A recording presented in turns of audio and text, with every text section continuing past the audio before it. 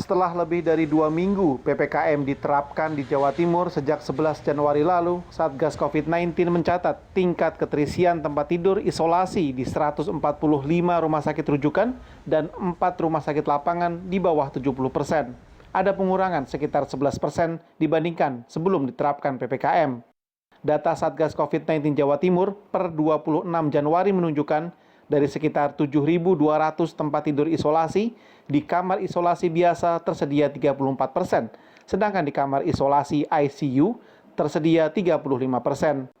Meski begitu, menurut juru bicara Satgas COVID-19 Jawa Timur, Pak Yan Jibril, ketersediaan tempat tidur di Rumah Sakit Jawa Timur masih jauh dari ideal. Menurut WHO, bed occupancy rate atau tingkat keterisian tempat tidur disebut ideal dalam kisaran 50%. Jadi ini saya buka ini ya, dari BOR rumah sakit di Jawa Timur. Jadi kita bisa melihat dari BOR ICU kemarin itu 70%, dan isolasi itu 71%. Memang ini sudah agak menurun memang trennya dari BOR isolasi yang dulunya sebelum PPKM itu 80%, sekarang 71. Cuman ini setelah kita analisis ternyata penyebabnya adalah banyak pasien-pasien tuh yang takut segera ke rumah sakit, gitu. Jadi yang membuat rujukan itu sulit itu biasanya adalah kasus-kasus yang sudah terlanjur berat, gitu. Karena dia sudah terlanjur berat, butuh ventilator, butuh ICU. Nah, jumlah ICU-nya ini kan terbatas.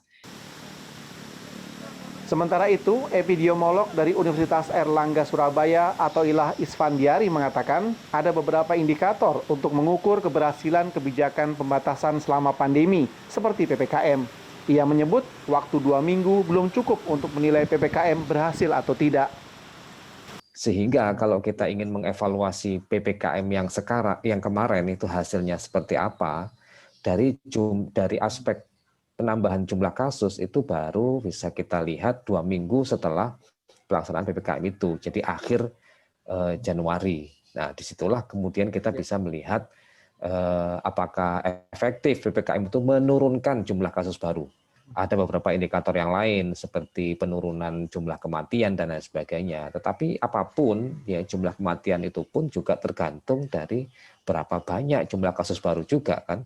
Sehingga satu-satunya indikator yang mungkin bisa kita pegang untuk melihat apakah PPKM kemarin itu efektif atau tidak adalah jumlah pelanggaran. Ya, karena itu yang bisa diukur real time. Kalau ternyata jumlah pelanggarannya itu tetap tinggi sampai akhir minggu kedua, nah itu menunjukkan bahwa PPKM ini kurang greget begitu ya.